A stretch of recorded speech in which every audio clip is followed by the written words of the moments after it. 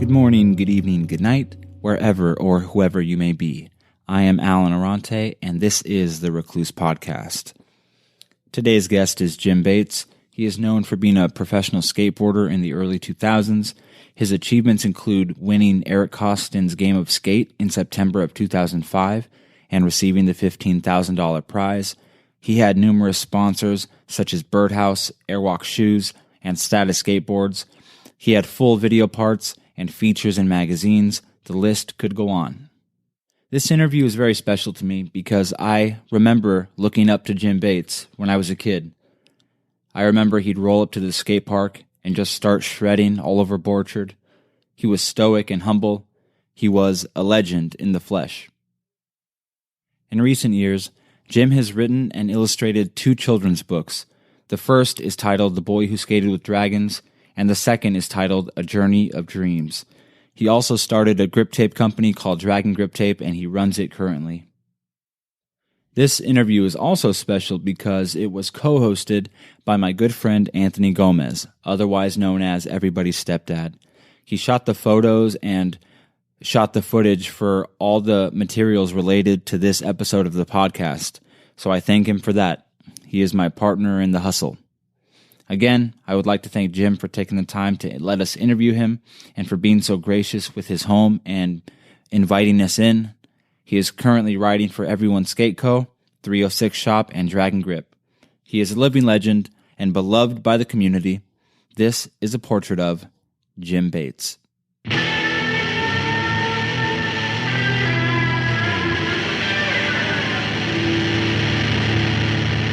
We are officially on the record. Today is December 11th. It's a Wednesday. It is 5:38 in the afternoon. I have Anthony Gomez to my left and a guest in front of me. 2 questions. Who the hell are you? How the hell are you? My name is Jim Bates. I'm doing good. Just had fun skating today and glad to be here and part of your podcast. Yeah, it's been a long time coming. We tried this like 2 years ago, something like that, with like a one mic in my truck. I had an iPhone filming like outside the truck. And that was actually really cool though. I made like a couple little videos and I thought that was really cool. Yeah, it was fun. It was a good conversation and It was. I enjoyed it. Yeah. And we had a lot of fun skating before that, so that's always good. Yeah, so Anthony and I were sort of fanboying because we were boys watching you skate Borchard. Which makes me wonder, I mean, we were like 10 and you must have already been like pro and, so I'm wondering, what year were you born? I was born in 1977. No kidding. Yeah. And us, 89, 90? 90. Yeah, so we were just kids. And then I turned pro in 2002, and that's around the time they built the skate park. So You're saying you remember a Newbury Park before Borchard? Yeah, I used to skate the basketball court, and there's a bank, and then the 3 block. We used to wax all the those bank ledges. That's there now, where Yeah. there's like bubbles. You can't. Yeah, it's like they hard to put skate. knobs on them. We used to skate that all the time. They even had a setup with ramps for us to skate in the basketball court. They'd bring it out like every Thursday or just one day a week, and then I just skated the 3 block all the time. That's where I learned a lot of tricks. So Yeah, I've been skating around Newbury Park for most of my life. Yeah, you remember that, Anthony? Sitting on the sidelines watching Jim skate? I do. I don't remember before Borchard was built too much. Like I was... I didn't know that was a thing. I thought it was always there. Since the beginning of time. No, I definitely remember you rolling in when I was a kid, and just tearing it up. Everyone would just sit down and watch. That's amazing. And still, like, people, every time you roll in, you're still turning it up. So, many years later. Well, thank you. I appreciate that. I thought there was sort of like maybe I could be making this up, but I think you didn't you always kickflip on the way in? You'd like roll in, kickflip the bank, and then like whatever, you'd maybe had a line or something, or was that just coincidence that every time I saw you, you'd kickflip the bank in, like 10 years ago? I'm not sure back then, but I know now, like I have kind of a warm-up routine. Like I roll in a tray flip and then I skate the park, just like certain warm-up tricks. I actually do a line from my house to the skate park. From out the door? You like kickflip out the door? Yeah, it's like my warm-up line. I actually posted it on my channel. Like I filmed it a few times. Oh, yeah. It's just like 50 tricks. Man, Yeah. I've seen that clip. It's cool. Yeah, it's pretty fun. Like I'm grateful to live in such a great place and be able to skate down the street to the skate park, and good weather most of the time, so it's pretty amazing. I heard they're expanding Orchard, right? Yeah, they're working on it right now. When's that going to be done? I mean, it takes forever to do that kind of stuff. Yeah, the estimation is about 2 or 3 years out. Really? I'm actually on the planning committee. Oh, nice. Oh, So cool. I'm in there with What are you some trying to other get in people. there? Yeah, so hopefully we can get a good quality skate park with fun obstacles, and everyone will be happy, and a lot more space for skating and everything. Well, are they keeping the original place and building around it, or are they just going to demo the whole thing? That's a question I asked them because I like the park we have now. And it looks like A lot of people do. Yeah. All the locals.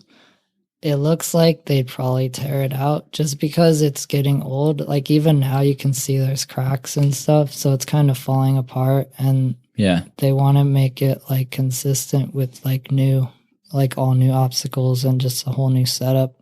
The only bummer is that there won't be a park for us to skate while they're constructing the new That's thing. a bummer. That's the only reason I want it to be there. Yeah. Like Westlake's going to get loaded. Like the pump track probably. Have you been to the pump track by Los Ritos? Nah, is it fun? It's fun, but I mean, I don't know. I personally can't really rip it up, but it's really not my style, but it's pretty fun. It's fun. I get tired pretty quick. Yeah. I go around like 3 laps and I'm done. Yeah. Seems like kind of boring maybe. It's a little bit. I mean, not to mention it's pretty much just like a kiddie park. Like it's nothing but like scooter kids. So it's like hard to skate it because you'll see like parents around the sidelines, like, you know, hawk-eyeing their kid, making sure the weird adult with the mustache isn't like, you know, bumping into them and stuff. So I really don't have that much fun. It's fun for like 10 minutes and then, you know, it's time to dip after that. Yeah, that makes sense. Yeah. Why doesn't like I've seen you at Orchard a bunch of times, but I've never seen like Mikey Taylor there. I've never seen, isn't P-Rod from somewhere around here, or is he from like the Valley? He's from the Valley. I think back in the day, Mikey and Paul and like a lot of pros would come through, but not so much anymore because the high school used to have these really amazing ledges and everyone would come here to film those ledges, and then they'd like warm up at the skate park, and we had like a really good scene. Like people came from everywhere, and the Sequoia rail too. Everyone came to skate that and film clips, and now it's all those things are gone, and so none of those guys really come through anymore, and they're probably just busy traveling and all that. Yeah, I mean, like if you follow Mikey Taylor, he's always like doing something, like investing. He's always like getting people to try to invest like in his stuff. I remember as a kid seeing you, Mike Taylor, just in case, and sometimes Spanky because he's from like the area. You know, skate the park, and I was just starstruck. You know, it was like City Stars. You know, P-Rod. I don't think I've ever seen him at the park, but just that little group was pretty cool because this area, like, you know, what are the chances to see that many pro skaters in one spot? Yeah. Yeah, a few months ago, Anthony, he went to Westlake, and nobody's there. Westlake Skate Park shows up, nobody's there, and there's like, I think you thought it was trash or something, like in the bowl, and it turned out it was like, what was it, a box of shoes, Nikes? Yeah, I was the only one there. I didn't even want to go to the skate park, but I was like, whatever, I'll check it out anyways. And I was the only one there. I pushed around for a little bit, and I saw some like shoes and wheels, and hiding in this little like crack, you know, that little Euro gap kind of thing. And I cruised up to it thinking it was just someone's old shoes, and it was like brand new Nikes, bearings, trucks, and wheels. Wow. And I took a photo and posted it, and someone responded like, "Oh, P-Rod was just there. Yeah, check his story." And I looked, and he had just left and left like, a surprise That's gift awesome. for whoever. Yeah, it's so weird. Well, I'm wondering if he thought he was going to roll up and like, do a giveaway, like, all right, kickflip to 5, like you get these shoes or whatever. Apparently, like, he was just going around leaving product to local parks. Sometimes people just do that. They'll like hide stuff and then post it, and then kids will go try and find it, and then whoever gets it gets it. Yeah, I didn't even know it was there. See, I wish I would have been there when P-Rod showed up, and then I also wish I was at Westlake Park when Kanye showed up. Oh, yeah. That would have been cool. Have you seen those pictures? I didn't know about that. Yeah, Kanye West. I think Kim Kardashian too. Like they brought their kid there, and Kanye was actually like skateboarding, like riding, like cruising around.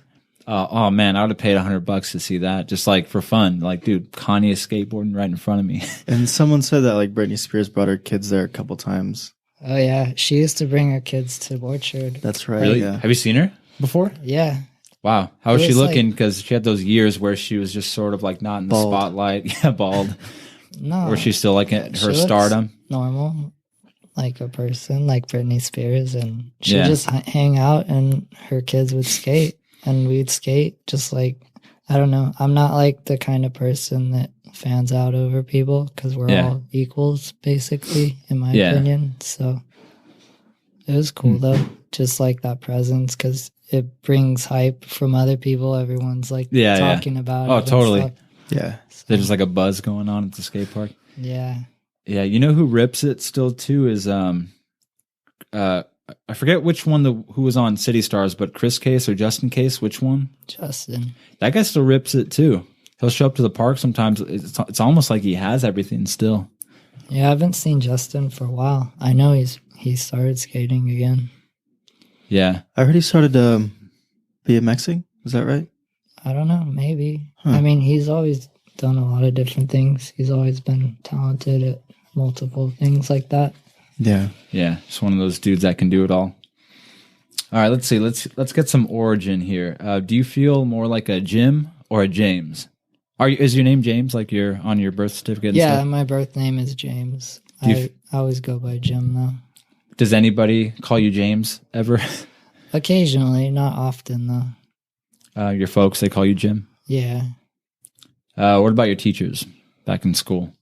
Back in school, I went by Jim as well. When I was really little, people would call me Jimmy.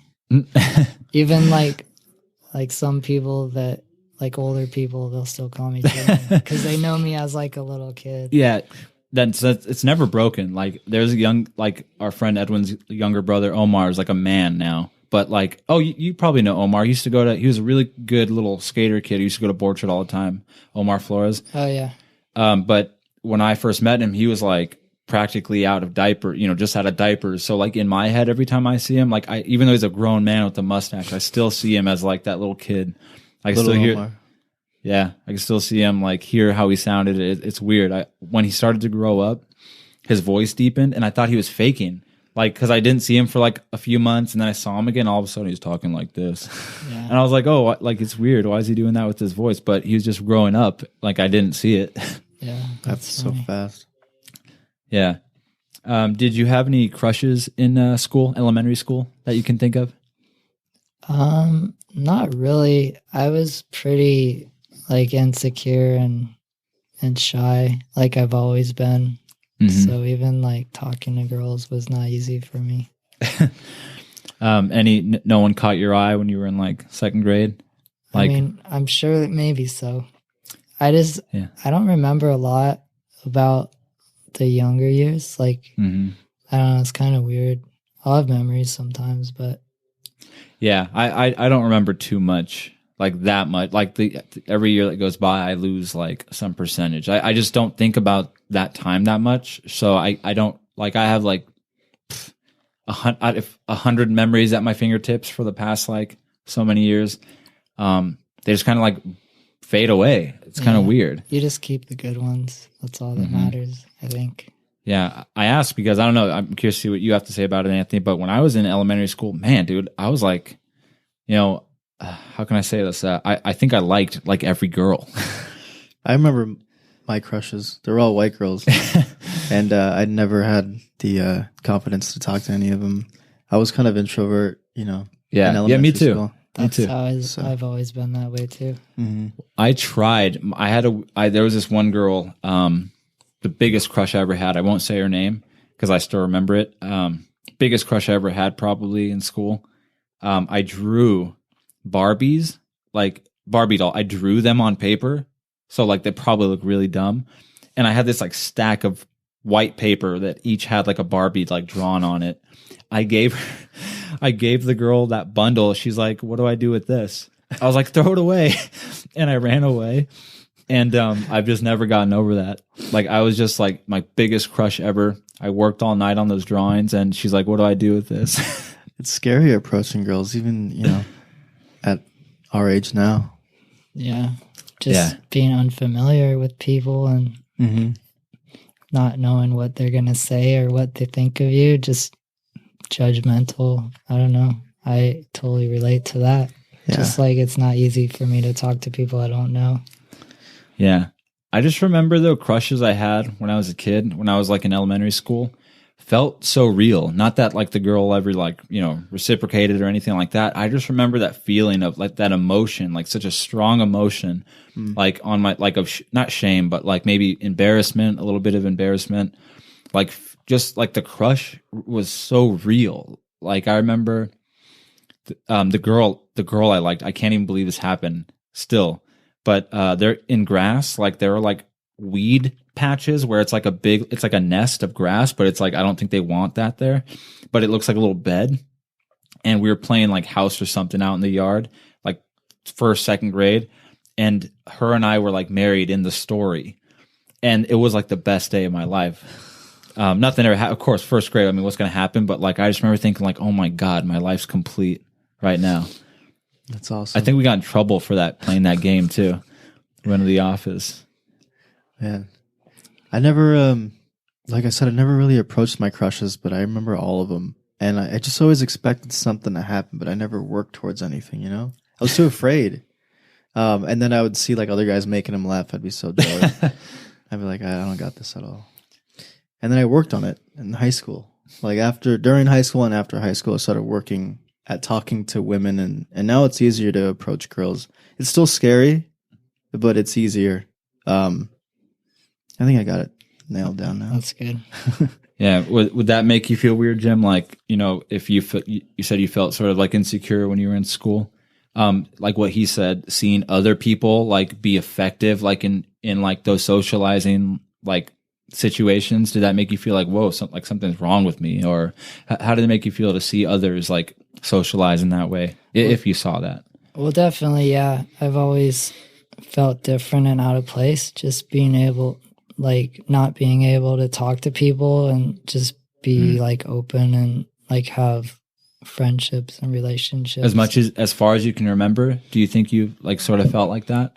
Yeah, it's been pretty hard. I mean, like I've gotten better at talking to people now, but I mean, I just didn't understand like why it was so hard for me. And just like I never felt like I was good enough or like I was worth anything. Like why would people want to talk to me, or people don't care what I have to say, or like I don't know, it was just hard. Do you know why? Like, can you imagine, like, was there some, like, event, like, when you were, like, 6 months old, you fell and bumped your head, and all of a sudden it's never been the same? Like, do you have any, like, idea of an origin to those emotions and those feelings about yourself? Not really. I mean, being shy, I think that makes it hard because it puts that thought in your head, like, you're different and, like, you can't openly go talk to people. And so, I mean, I think partly that can lead to like being depressed or whatever, or feeling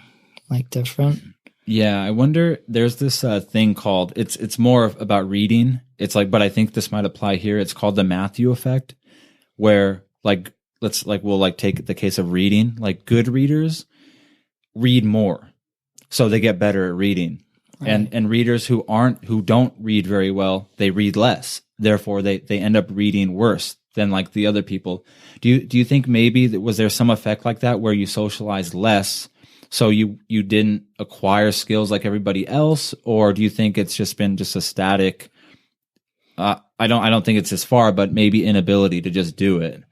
Well, yeah, I mean, if I didn't talk to people, then obviously I'm not going to get better at it. But I was just too scared to do that. So I guess it's kind of like a catch-22. But yeah, I mean, I think I just had to like push myself to try, which I finally did a lot later in my life with like some help and motivation. But yeah, I just kind of kept to myself and got stuck in that like insecurity and being self-conscious. And I mean, skateboarding really helped me build confidence in myself and have something good and positive to focus on. And I used to write and draw a lot too, like I always have.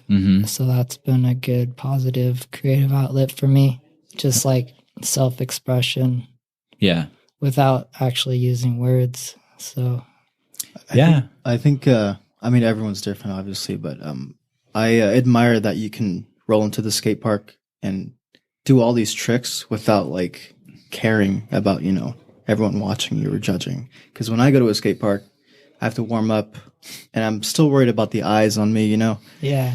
And I'm not that great of a skater to begin with, but like I have a bag of tricks that, you know, are decent, and still like till this day, like I'm worried about people watching, you know? Yeah, a little bit. And I have to break out of that after a while. Like I'll cruise around for an hour and then I'll finally feel comfortable, you know, and I stop caring. But when I first start, like still till this day, like I'm not necessarily worried, but in the back of my mind, I can feel people watching and judging and stuff like that.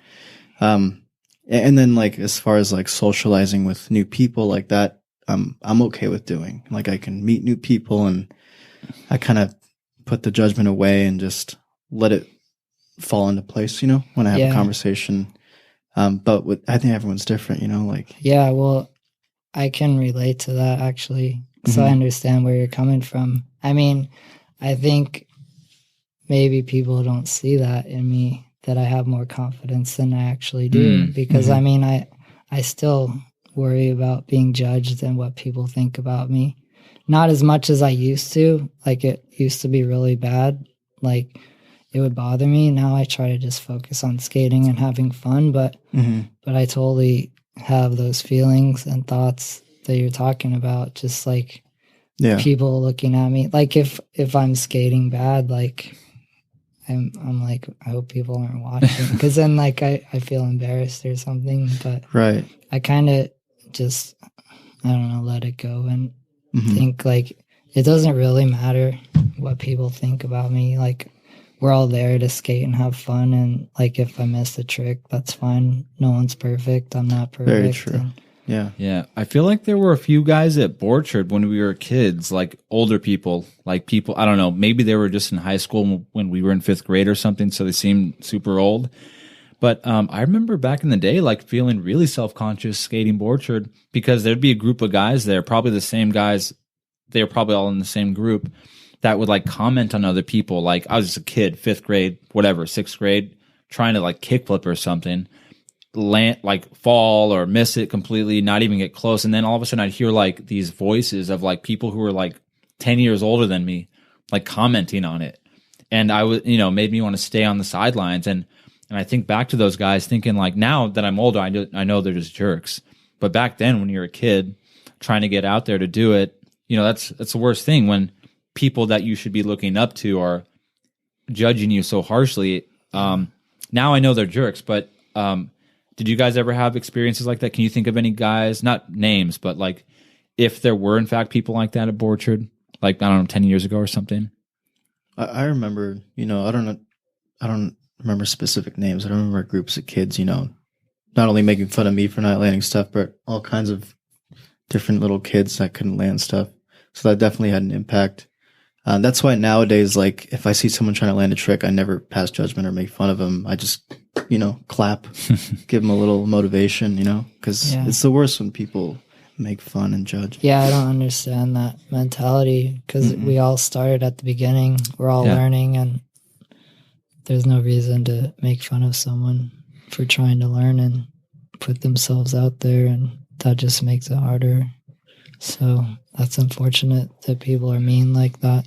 So I try to be as positive or just passive and like not Yeah. judge people and just have fun and skate and not worry about other people and just let them do their thing and I'll do my thing.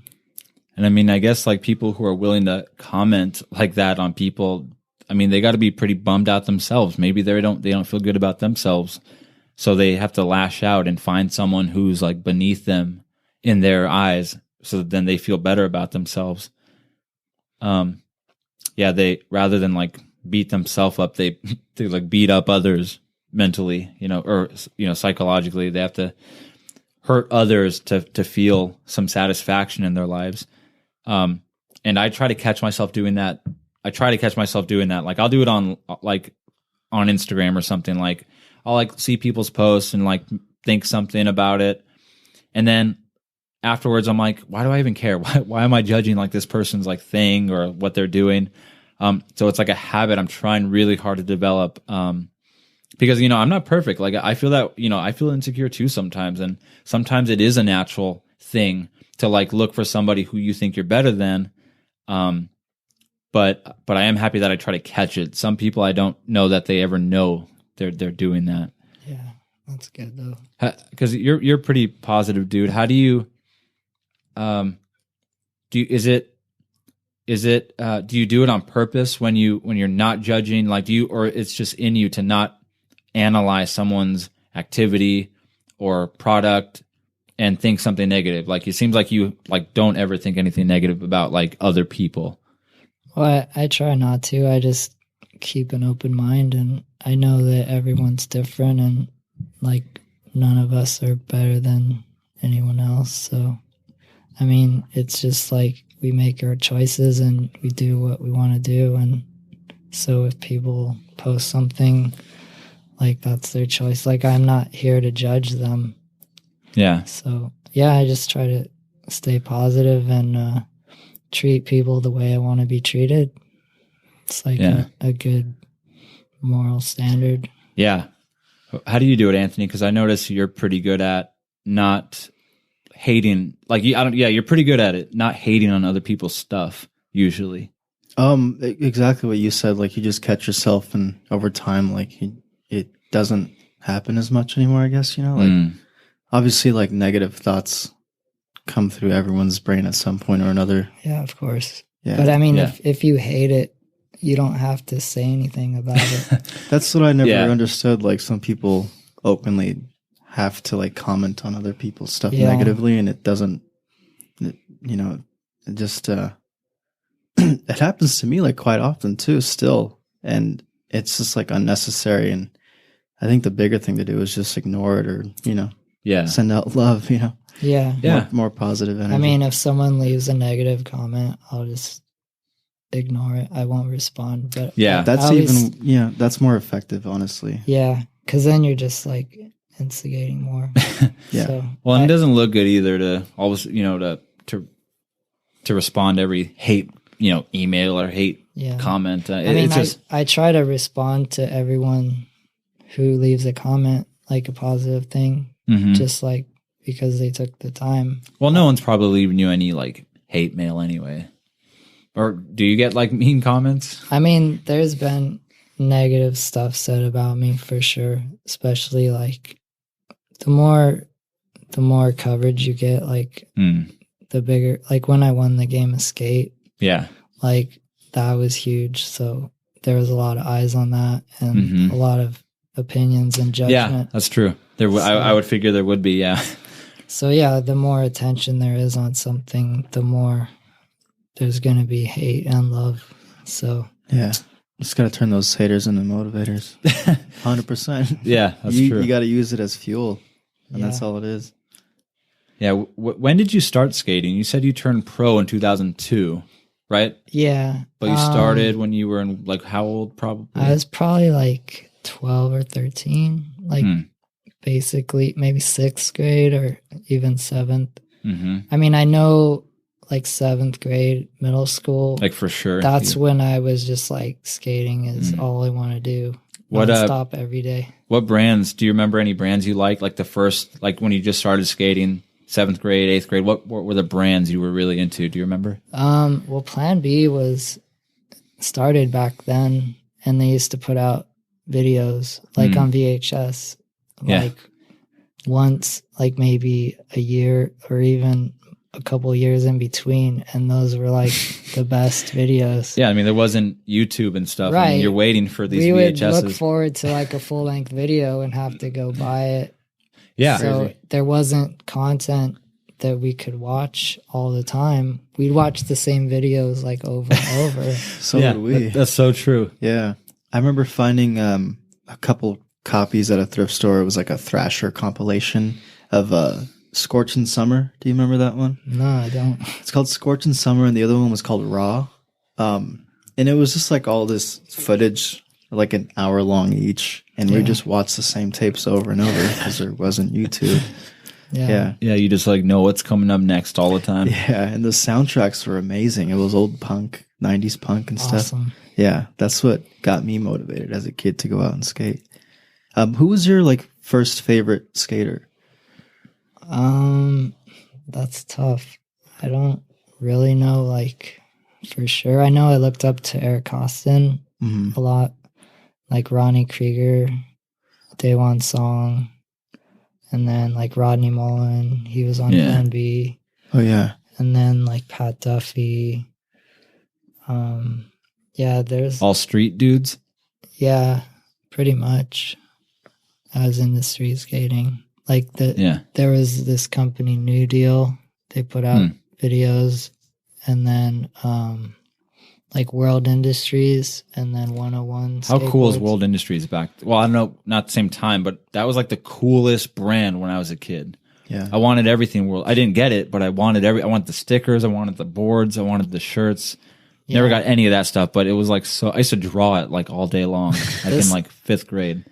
Are you talking about Flameboy and Wet Willy? Okay, well, this was even before that was even created. They used to have like, they put out really good videos, and they had some of the best skaters. And then, that stuff came later, probably like 98 or late 90s. Yeah. Crazy. So That's so. I remember that stuff, though. That was like the hot seller, because I worked at a skate shop called Chaos. Like, You worked there? I did at for the a jams? short time. Yeah. Oh, no kidding. Was that I rode for them, and then they gave me a job, like very part time. I started traveling a lot, so like when I was home, I would work there. Wow, no kidding. That's cool. I remember being a kid and always wanted to work there. Dude, Chaos was so cool. Dude, I had so much Chaos gear. They had this cool, I don't know what you call these jackets, but It's a windbreaker. It's like a cholo jacket kind of. Yeah. It said Chaos skateboards. Yeah. Though I had that. I had the wallet. I must have had a sweater, Beanie. the deck. That was the coolest skate shop in town. Yeah, it was amazing. It was only one location? No, they actually had 3 at one time. Really? One in Sherman Oaks, and then one in Santa Monica. Wow. But I don't know if you realize, or if you knew, that the logo with the silhouette of the backside flip, that was me.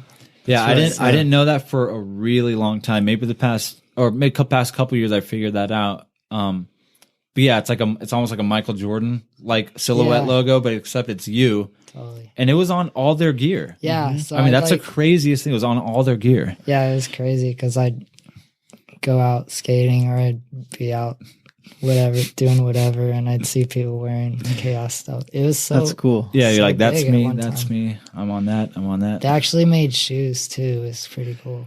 That sounds familiar. I think one of our friend Edwin had like a pair of the shoes. Yeah, it sounds really familiar. Yeah, I thought that was so cool. You're on that logo, and what's cool about that is, I think we talked about it before, but in one of the early Tony Hawk games, like first or second one, when you're selecting like the skater or like the wheels or something, like some screen before you play the game, when you're making some selection, there's a Chaos board hanging on the wall. I think it's a Chaos board, and it's you're on it. It's like it's that logo with your silhouette. Yeah, it's actually a banner on the wall. Is it? Oh, it is a banner, isn't it? Yeah. They modeled the shop in the game after the actual shop. Oh, wow. The Sherman Oaks store. No kidding, so really? Yeah. Wow. Yeah, I thought that was so sick. I mean, hard, you're not like a character in the game, but it's like, really though, there's how many like millions of those discs like where the kids played. Yeah. So really you're in the homes of like millions of kids probably. Yeah. And also you were in the Bales section for Tony Hawk, I right? think the first one, right? I think. Do you remember? I don't know which one it was. I want to say it's the first. It's not one of like the new ones. It's like one of the. It's like 1 through 3, and I distinctly remember it. Like we'd play it, and someone would always remind me that that was like it was like we like being the person saying, "Oh, that's Jim Bates." And still till this day, I drive by that thing and I think about that every time. Yeah, I can't drive by that thing. Even it's a little different now, I think. But yeah, they changed it. But yeah. I think of the video too, that the guy from like across the street, you just hear him like, he's like, damn. Yeah. He's like filming that. He's like, I can't remember what he's saying, but I just think of that like, it's just a classic video. And yeah, there's some people who maybe haven't heard about that Bale. So do you know what year that was? I believe it was around 2002. Yeah, and for anybody who knows the Jan's Mall, it's like a big sign on the corner of Moore Park and Jan's. Yeah, Moore Park and Jan's. I think so. Basically, yeah, and it's a big sign. It's like what, at least 15 feet high, or it was. Yeah. And you were going to ollie off that? Yeah, I went to ollie off it, and then my wheel got caught. Oh my god, and that's I just the flew worst. straight down because it is sheet metal on top. Yeah. So there was like right at the corner, there's 2 pieces connecting, and it like bent down. When you rode on it? Yeah, when I rolled over. Oh my god. My front wheels rolled over. It caught my back wheel like before I popped, and I just went straight down like head first. Head first? Yeah, hit my head. Wow. Separated my shoulder. Basically knocked me out. I woke up in an ambulance. In pain? You just wake up in pain? Yeah, I was like blacked out, and then I had this terrible pain in my shoulder. Oh my god, you couldn't like move like at all, otherwise it'd be killer. Yeah, it was crazy, and then I just like passed out again and woke up at the hospital. Oh my god. Wow. You get knocked out, you wake up in the ambulance? Yeah, I couldn't see, but I heard a medic asking me questions. That's so insane. You couldn't even like, your eyes weren't open, you were just like conscious? I don't even know it, like if my eyes were they could have even been closed, but yeah, it's just like darkness. I just heard someone asking me questions, and then like I woke up again and I was in the hospital. Oh my god, you like time traveled.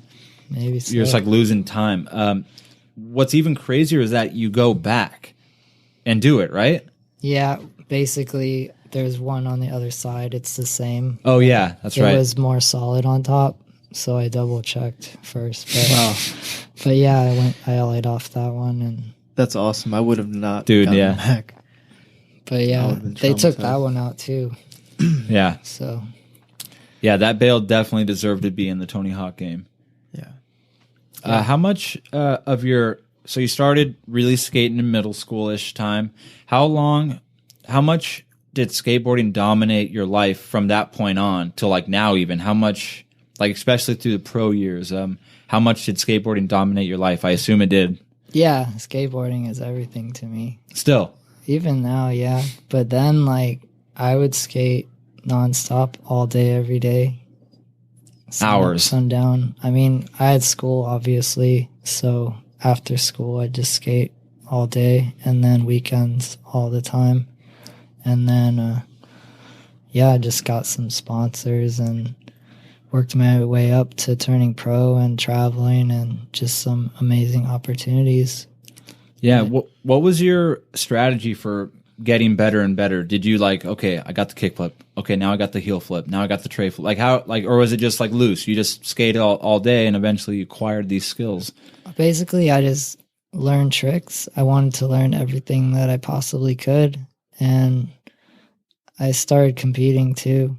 And just kind of doing what was fun and progressing naturally, I think. I don't think I really had a plan or anything, but I just wanted to learn everything that I possibly could. Mm-hmm. And so I think that was just the way I did things. And it was different because there weren't like how-to trick tip videos on YouTube. So I just kind of learned tricks and progressed the best that I could. and Yeah. I think it worked out.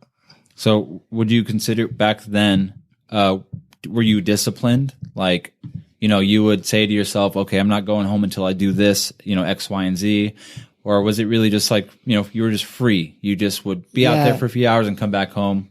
Basically, yeah, I was stress-free, just skating with my friends and doing whatever we felt like doing. Mm-hmm. I think the discipline came later. Just like, I don't know. I feel like I've been blessed with consistency. So, I mean, obviously totally. It took time to build that up. And so I think that makes it harder, like later on, just having that expectation of not missing tricks. And yeah. So there's more pressure that I put on myself. So like everyone has their off days, but it's hard for me to feel like I'm not skating my best because I always want to do my best and I know like my abilities. So what I'm capable of. And if I'm not living up to that, it's kind of frustrating, but so you don't let it happen pretty much. I try not to, but I mean, we all have bad days and off days and yeah. I've gotten better at just being patient with myself and like accepting that things aren't always going to be perfect or whatever. Yeah. Like I drive stick shift, so does Anthony, and like every now and then I'll stall. So like if you if you mess up on the clutch and the shifting and with the gear, you'll stall and you have to like turn the car back on. Yeah. But the way I think about that is like I think I've thought this before. I'm like, like it's so rare when it happens. But I'm like, it makes me think like, shit, like I wonder, it's rare for me to mess up on, shifting the gear. And it must be very rare for you to miss a kickflip. Can you remember the last time you missed a kickflip? Like just a flat ground kickflip? No, not really. Actually, my friend, he always says like, I've known you for like whatever, like 20 years or something. Like he's never seen me miss a flat ground kickflip. Yeah, the last time you missed a kickflip was in like 95 or something. Maybe so. No, I'm sure it happens. But yeah, kickflips are pretty consistent. Like, yeah, it doesn't happen often that I miss a kickflip. Yeah. So how old were you when you turned pro? Let's see. I was around probably 25. I have to do the math. It was 2002. So, yeah, 25. Yeah. And how did your life change? I mean, did you actually get benefits, right? Not benefits like as in like, health benefits, but like whatever, merchandise and trips. And I mean, how fast okay, you're pro today. What happens tomorrow? So basically at that time I was already traveling. Really? Before you were pro? Yeah, because I had sponsors. So in 98, I was riding for a company called Invisible Skateboards, and I started traveling with them. We did. Wow. Would you be called amateur back then, or? Yeah, it's called AM. Okay, like a sponsored AM. Yeah. And then we'd travel around the U.S. and Canada, and then do demos and film. Wow. And then hotels. Free meals, stuff like that. Everything was covered basically. Nice. So, it's like being in a band or something. You just like tour for free. Yeah. And skate. Do exactly what you want to do. Definitely. It was amazing. And then Invisible went out of business. So I got on this company Status. And that was in 2000. So we did a lot of traveling. We did some out of the country tours, like Europe. Before you were pro, or Status was the company that made you pro, right? They turned me pro, but originally it was an all AM company. Oh, really? They're wow. focused on AM skaters. Wow. Huh. And then just building up the brand. And we started doing trips, and they did like advertisements in magazines, and we filmed a couple videos. And yeah, we went to Europe and Canada and then Brazil.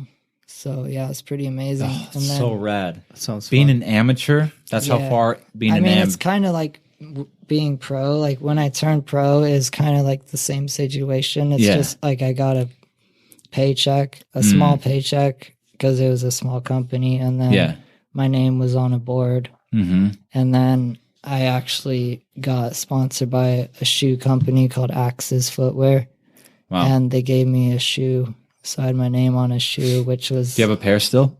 I do. Oh, sick. That'd be cool. Yeah. Nice. It was like a dream, basically, just skating and making a living, like a small amount of money, but just enough to get by, and traveling and skating and filming and shooting photos and just basically living the dream, like things I never really imagined could happen to me. Yeah, all of a sudden it's like, whoa, I'm on a plane. I'm going to Brazil right now. Yeah. All of a sudden it's like, whoa, wait, this is real.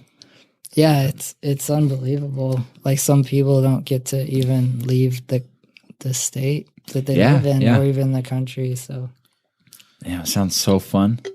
Yeah. Even like just like you said, a small paycheck or whatever. I mean, dude, covering the cost for hotels, like sounds so fun. Getting paid to do what you love, it's amazing. That's a dream.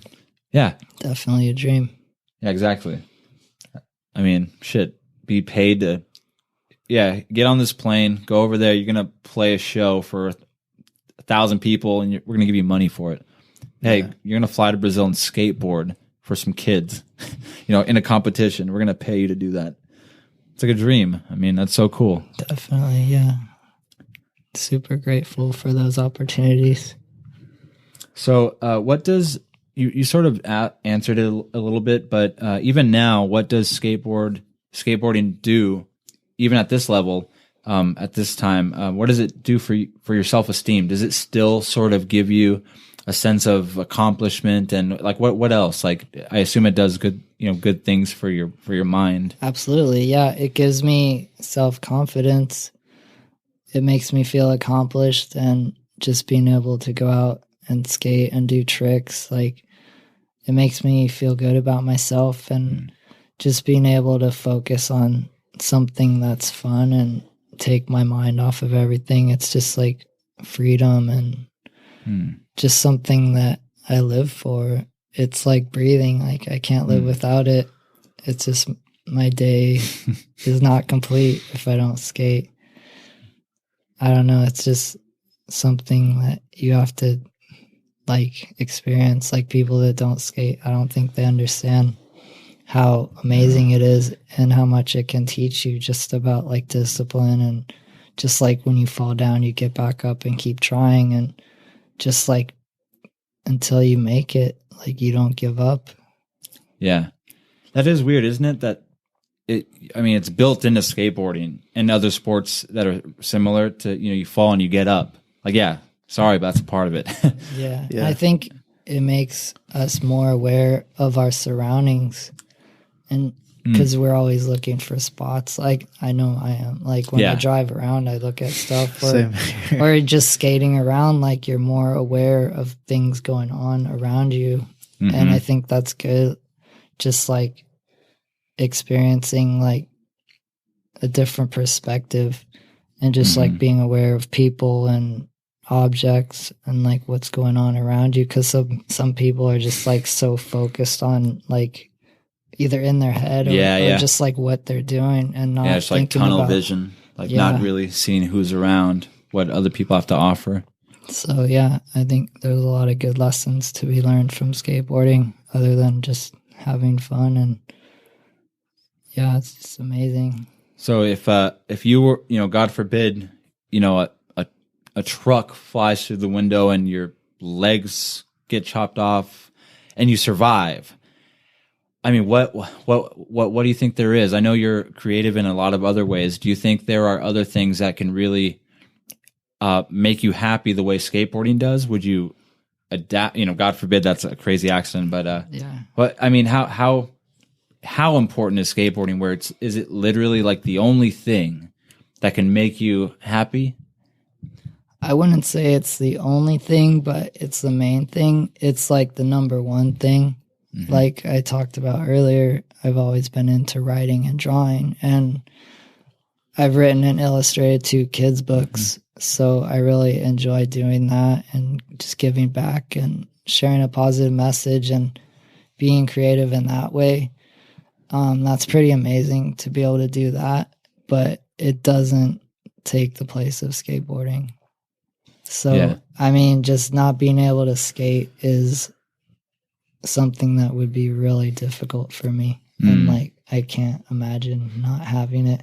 So, yeah, you might have to, if God forbid your legs get chopped off, you might have to convert to a tech decking or something. oh no. You can skate with your hands. There's some. Oh yeah. I mean, yeah, there's That's people. a There's good people point. who do. I mean, they're even doing contests with adaptive skaters who like don't have legs or other disabilities. So I mean, these guys are going hard. Like, they get a lot of play, like on barracks and stuff like that. I mean, these guys that like they don't have legs, they're starting like 50 handrails and stuff. I mean, they're getting gnarly out there. yeah, for sure.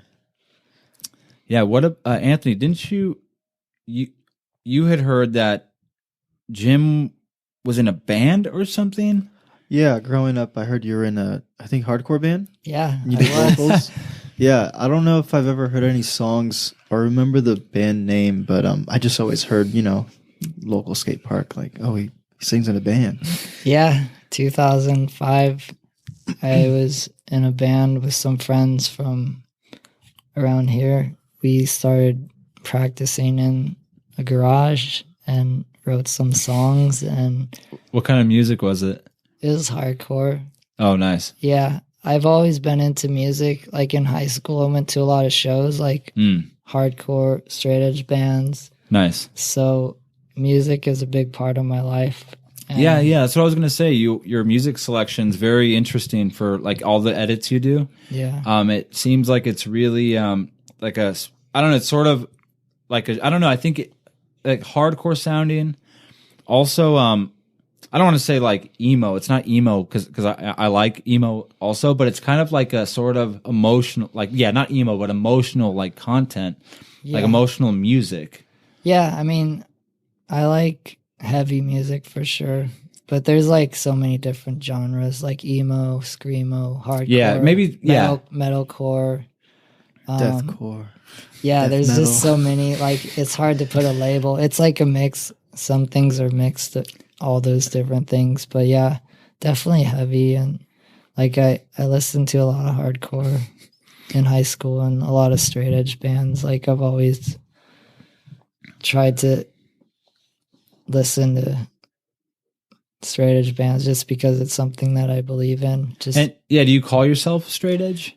I don't really call myself straight edge, but I've never done drugs and I've never smoked or drank. Really? It's not even a puff of a cigarette? No, never. A drop of alcohol? No, it's really? Wow. Those things just never appealed to me. And I mean, basically, I just wanted to take care of my body so I could keep skating. Mm-hmm. And those things are kind of negative. I mean, from what I've learned and seen and experienced being around people, like, it has negative effects. And so, I mean, I just wanted to focus on skating and stay away from those things just because they seem negative.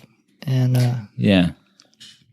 so yeah, that's something I'm pretty proud of, and I think it's cool to be able to be that kind of positive role model for kids, whether they take it in or not, because it's kind of sad how many people are stuck on that party scene, like drinking, smoking, or they think they have to like fit in. Yeah, that's the thing. Like, I think a lot of kids get stuck just wanting to fit in and be a part of it. Yeah, not even wanting. It's not even it's like not even their choice to, but it's like, oh well, everyone else is doing it. I want to be their friend, so I should do it too. Yeah, I think that's tough. Just because I think when you're younger, you really want to be accepted and fit in. Yeah.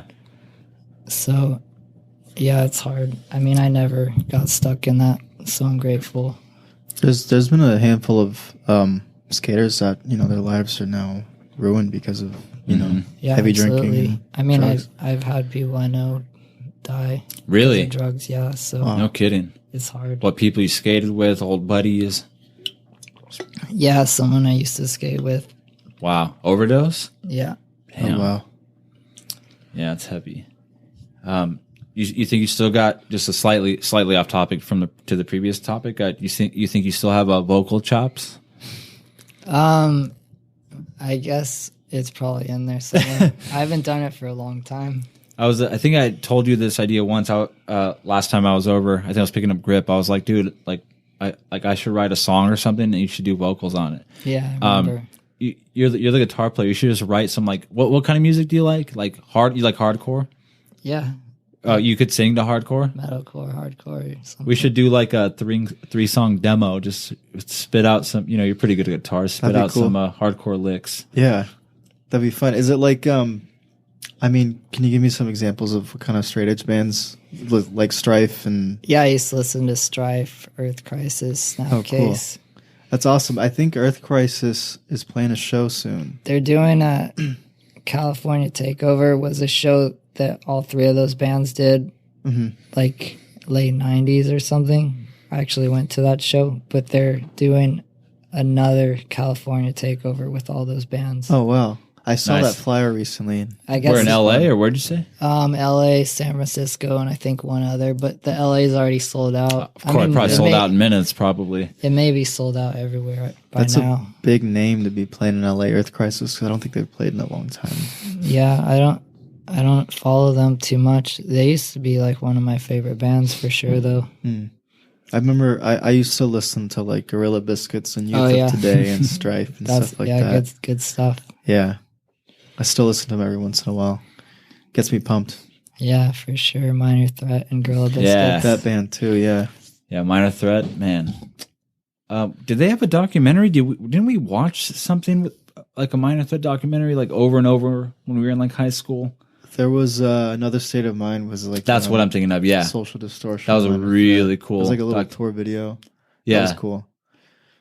Yeah, we grew up listening to punk at a very early age. It was like 5th or 6th grade. Yeah, we had like Mohawks and like Liberty Spikes. Like everything punk. Yeah. But we were never punk enough. You're never. It's one of those scenes where you're never punk enough. You're never this. It's like one of those scenes. Yeah. No matter how big your mohawk is, there's always somebody with a bigger mohawk who like thinks you're not punk enough. Or more studs on their jacket.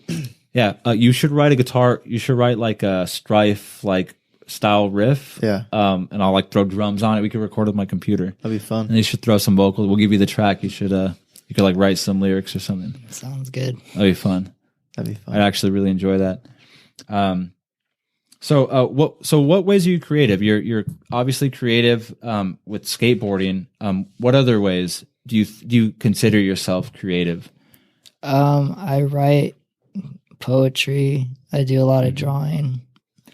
I write children's books. I do illustrations. Yeah, the books. There's so much to talk about. We haven't even gotten to the books. Like you've written, is it 2 or 3? 2. I'm working on my 3rd right now. Nice. I have 2. I think I had picked up those 2 from you, the 1st and 2nd. Yeah. And those are really cool. I love the art. I like it all, but the art's very unique. It's not like, it doesn't look like The Simpsons. It doesn't look like anything that I can think of. Yeah. Which is cool. Thank you. There's no I don't think you're really trying to emulate any particular style.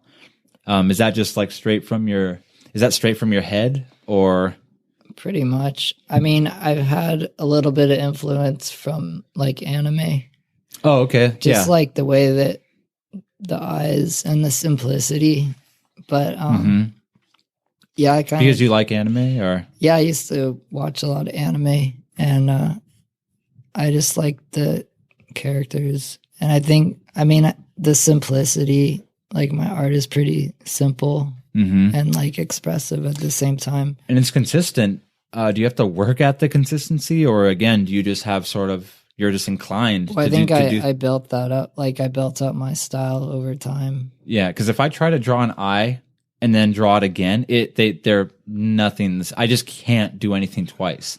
Yeah. And so yet you have 2 books where the dragon always looks like that. The boy always looks like that. No weird, it's not like a weird eye in one and the other. Yeah. Yeah. Practice. I think a lot of practice, but sometimes drawing can be difficult. Especially if you want to make everything exactly the same. Because sometimes I'll try to draw something and it'll turn out different than what I expect, or it just takes work to like perfect it. Yeah. So you say you battled depression for years, like since you were a kid, or is it more of now that you're an adult? Basically like high school years. I'm like losing my voice. I think probably starting like at the end of junior high or beginning of high school. I really struggled with depression, just like the same things we were talking about, being insecure and self-conscious and feeling out of place, like I don't belong, and just unhappy with like me as a person. Just like I just felt like worthless, and it was hard, but I mean, I think skateboarding really got me through that. It was the one thing that I could focus on and like escape those thoughts and feelings, at least like some of the time. And yeah, I mean, I got through like the toughest times. Like now I've changed my perspective. Like I used to be kind of a negative thinker, and now I try to look at the positive things, and it really helps. Like if you change your perspective, look at things in a positive way, because there's two sides to everything. You can look at the negative or look at the positive. It's kind of a choice, and I didn't have that perspective, or I guess I wasn't willing to open my mind to that until like, I don't know, a few years ago. I mean, it's just really interesting that like once you get past it, like you realize like it is kind of like the way that you look at things and think about it, and your perspective and thought process. And I mean, it's not easy either. It takes work. Like, I mean, those negative thoughts and feelings are there. You kind of have to try to push them aside and choose like to be positive, or not dwell on those things or focus on those things and get stuck on that. So, I mean, some days it's hard to get through that, but for the most part, I think I've just learned and grown through all those struggles. I've recently, like I was in a bad mood the other day and just thinking negatively. I was driving, I was like late for something. I'm just trying to get from A to B, and like all these things are just snowballing, and I'm just like in this bad mood. About 10 minutes go by where I'm feeling like that, and I was like, you know what? I was like, you know, I think I was even upset with somebody, maybe, like, you know, thinking about what I would say to them. Like, I can't remember what the situation was, but after about 10 minutes of that, I was like, you know who I'm punishing? Me. I'm punishing myself. I'm not even, you know, and even if I was getting to tell the person how I felt or whatever, I mean, then it's still not good to be punishing somebody else. But really, when I'm in that mood, the only person I'm hurting is myself. Right. And I was like, you know what? Like, screw this. Like, I can't do this for another minute. Like 10 minutes had gone by where I was just punishing myself in my own head. And it clicked after a while. Sometimes you just have to let it go and just move on and put it behind you. Easier said than done, but just like know that whatever it is, it'll get better, or it'll go away, or you can get through it. And it's not the end of the world. Things are constantly changing, you know. And have you ever been like clinically diagnosed with depression, or is it really just like the way you feel? Like there's no other answer other than that's sort of what you're feeling. Well, basically, depression. I mean, I went through a lot of therapy. Oh, really? Like, you've done therapy? Yeah, for many years. And there's nothing. I mean, I don't. You didn't sound like you were shameful, but there's really nothing shameful about that. Like with any. I mean, it can be really helpful if you let it. If you have an open mind and you try to learn from it. I mean, there was a lot of time I went where I was just like, I don't even want to be here. I don't want to do this. Like I was kind of forced to do it. And so in that way, it wasn't helpful at all. And then and it's also meeting the right person that you can work with and trust and open up to. And I finally found that later on. And when I opened my mind and found someone that I could trust and talk to, it really did help me. Were things like put in perspective?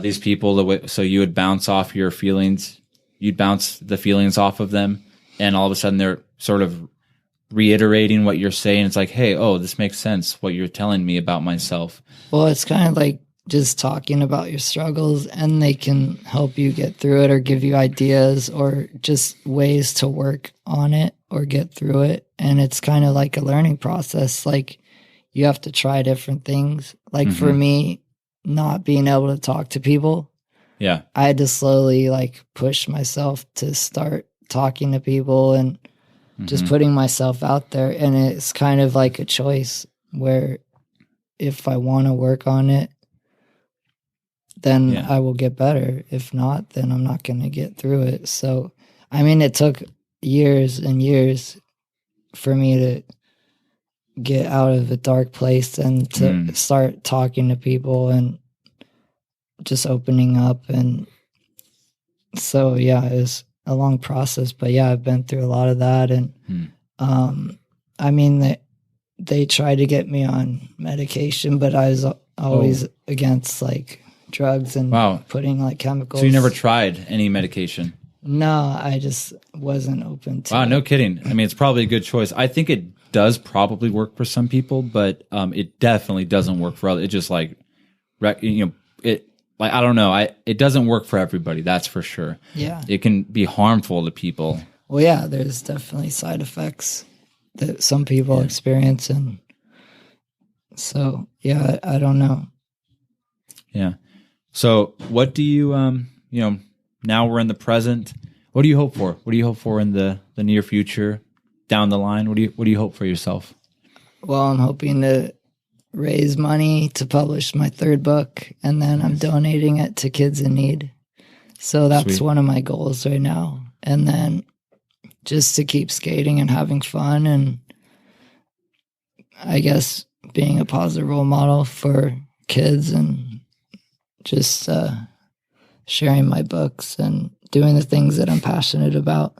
That's the most important thing. Kind of just taking it a day at a time and see what happens. And I'm just happy if I can keep skating and doing those kinds of things. That's really kind of where I'm at.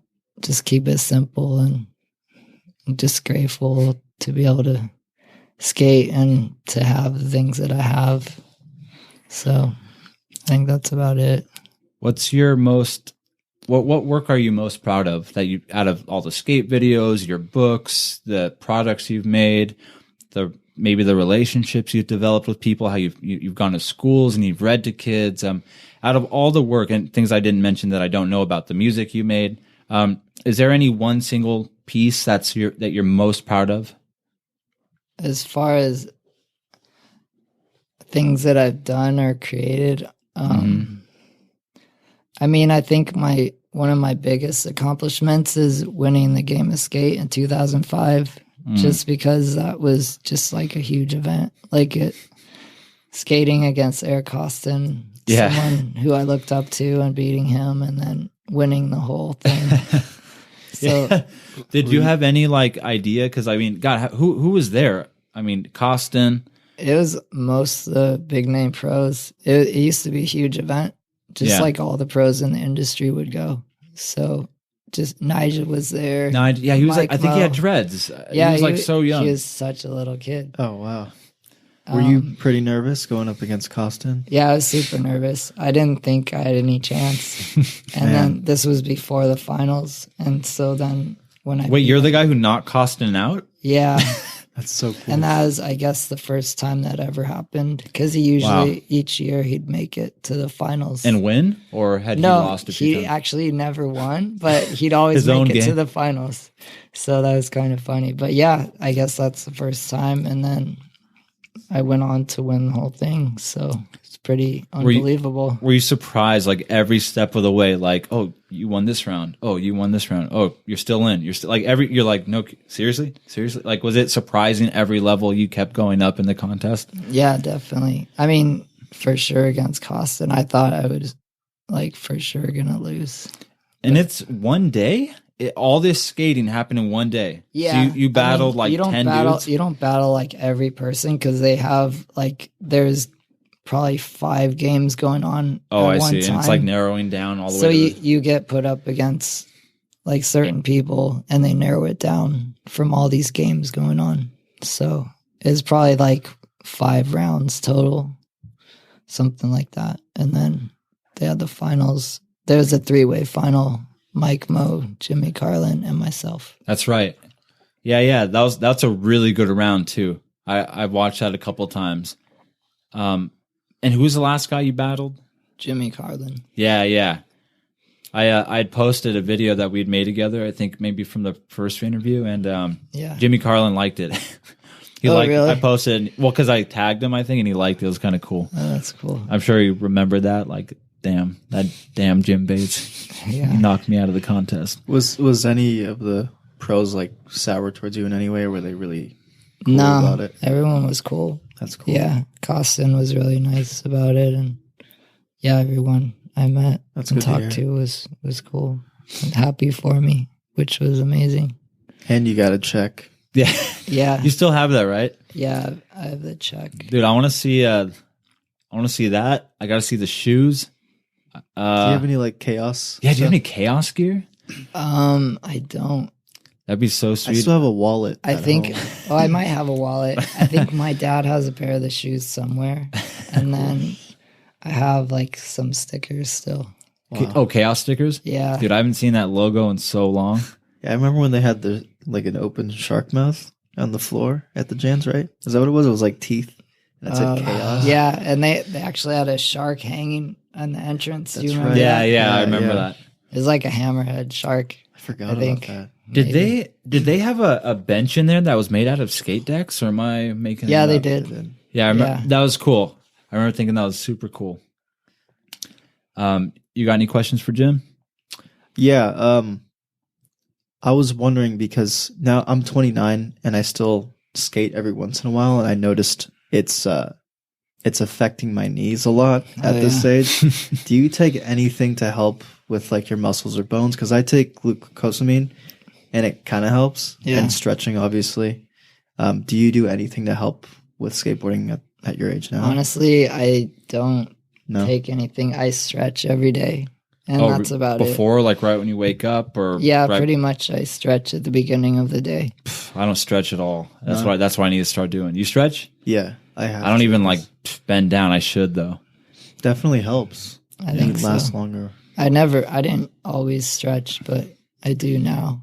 Well, I mean, it's a good question because back in the day, like, you know, in all your like pro videos, I mean, you're always like almost all the tricks you were doing were like 10 stairs, 12 stairs off huge ledges. You'd think your knees would be hurting by now. Yeah, I feel really grateful that They don't hurt? Not really. I mean, occasionally. I mean, I'm still like putting my body through a lot, skating every day, and I mean, I have aches and pains sometimes, and like I'm not skating 12 hours a day like when I was a kid. I wish I could, but yeah, I mean, my body's held up pretty well. It's pretty amazing to me after all I've been through, and I think just being on my board every day, like not taking a break, I think my body's just used to it, and I think that definitely makes a difference. When I take breaks, like all of a sudden I start feeling like older. Like if I don't skate for a few days, I start feeling like tight, and like, so I think skating actually, maybe there's a little impact on my knees, which hurt every now and then, but it might actually be doing more good. It might actually be keeping me a little younger. Probably like keeping your circulation and just like your muscles moving and active, so you're more flexible. Yeah, I feel really, I don't know, like what you said earlier, where people who don't skate I don't know that they can understand. You said something like that, and I know there are other things you can do that will help you understand, like the feeling I get and the feeling you guys probably get when you're skating. But it's just like freedom. You're like when you're going fast, like around the park, grinding something. It just feels so good. It's like an extended version of making a basket. Right. You shoot a free throw and you make it. skating to me is like an extended version of that feeling of making a basket. Yeah, I think people get that feeling from other things. Like everyone has that thing that makes them feel like that. And for me, it's skateboarding. There's nothing like it or better. All right, Jim, I got one more question for you. Who the hell are you? I'm Jim Bates, just a person, a skateboarder, author, illustrator, human being. We love you, James. Thanks. Thanks for having me. Thank you.